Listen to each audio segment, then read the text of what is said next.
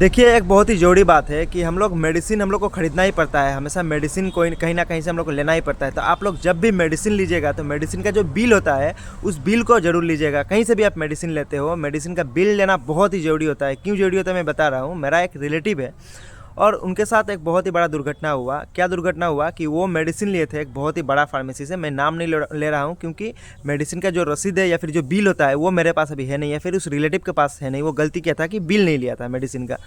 तो एक medicine shop से डॉक्टर ने प्रेस्क्रिप्शन लिख के दिया था। डॉक्टर दिखाए थे, डॉक्टर ने प्रेस्क्रिप्शन लिख के दिया था और लिखने के बाद में मेडिसिन लिए थे। मेडिसिन लेकर वो कैश पैसा उनको किए थे, ऑनलाइन भी नहीं किए थे, कैश पैसा दिए थे। और उसका जो बिल होता है मेडिसिन का वो नहीं लिए थे। और उस मेडिसिन वाले लड़के ने क्या किया, उनको जो डॉक्टर का जो प्रेस्क्रिप्शन में जो लिखा हुआ था मेडिसिन वो नहीं देकर गलत मेडिसिन उनको दे दिया था।